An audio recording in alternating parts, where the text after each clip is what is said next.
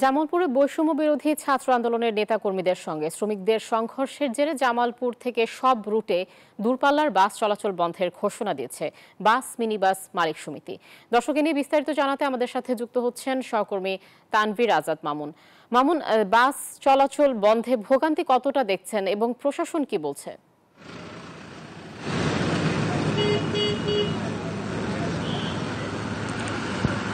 আচ্ছা, যদি আমি জামালপুরের এই বাস ধর্মঘটের কথা বলি, তাহলে গত 2রা মার্চ একটি সড়ক দুর্ঘটনা ঘটে।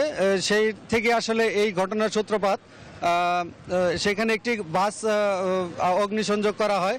তারপর থেকে বৈষম্য বিরোধী ছাত্র আন্দোলনের নেতাকর্মীদের সঙ্গে জেলা বাস মালিক এবং শ্রমিকদের সঙ্গে যে সংঘর্ষ হয়েছে, তারই জের হিসেবে কিন্তু এই বাস চলাচল বন্ধ রয়েছে জামালপুরে। আর আমি নেতাদের সঙ্গে কথা বলেছি, তারা বলছে যে বাস যদি বৈষম্য বিরোধী আন্দোলনের যারা নেতারা আছে তারা দাবি করেছেন যে বাস সার্ভিসগুলো এবং বাসের নাম পরিবর্তন করার জন্য। কিন্তু আমি শ্রমিক নেতাদের সঙ্গে কথা বলেছি, তারা বলেছে যে আসলে যে একটা সার্ভিস যদি বাস পরিবহন কোনো কিছু বদলাতে হয়, সেটা একটু দীর্ঘমেয়াদী পরিকল্পনার দরকার আছে।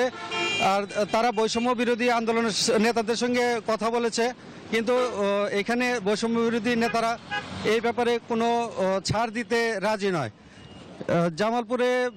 জামালপুরে বর্তমানে যে পরিস্থিতি রয়েছে, এখানে দূরপাল্লার কোনো বাস এখন পর্যন্ত চলাচল করেনি।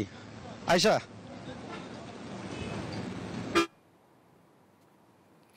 মামুন, আপনাকে ধন্যবাদ আমাদের সাথে যুক্ত হবার জন্য।